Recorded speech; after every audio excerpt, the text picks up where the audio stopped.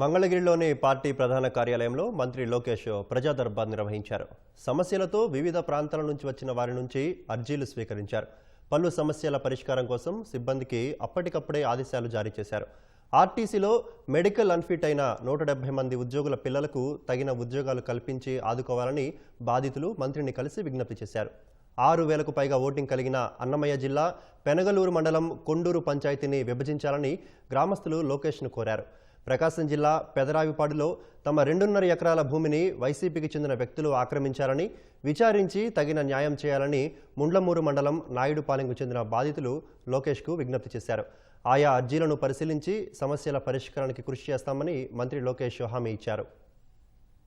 1987లో 4 సెంట్లు పట్టా ఇచ్చారు స్థలం.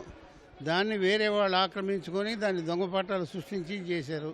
నేను కోర్టుకు 2 సార్లు పోయినా కూడా గెలిచినా కానీ ఈ నాయకులు ఒత్తిడి వల్ల ఎంఆర్ఓ గారు పని చేయట్లా.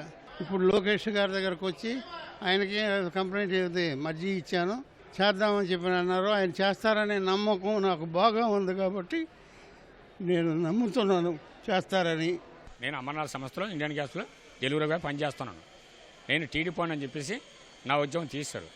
అప్పటి నుంచి నా ఆరోగ్యం బాగాలేదు. నా పిల్లలు ఒకడు మైండ్ అప్సెట్. నాకు ఆ ఎంప్లాయ్మెంట్ నాకు ఇప్పించమని నాకు ఇప్పుడు హాస్పిటల్ ఉన్నానండి. కేవలం నన్ను చాలాసార్లు పీడించి బెదిరించి ఎన్నిసార్లు వెళ్ళినా దుఃఖపెట్టి ఏడిపించి లాస్ట్కి పరిస్థితి తీసుకొచ్చారండి.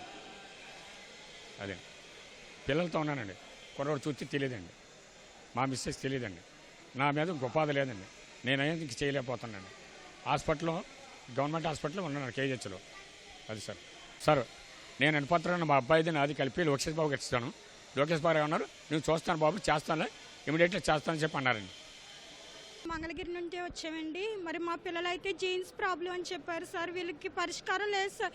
మాకు సదనం వచ్చి సంవత్సరాలు అయిపోయింది సార్. పింఛని రాయమని అడిగితే పింఛని ఓపెన్ అయినప్పుడు రాస్తామని చెప్పారు సార్. సార్ని అడిగితేనేమో మేము చూస్తామమ్మా, మీరు ఇచ్చేసి వెళ్ళండి అని చెప్పారు సార్.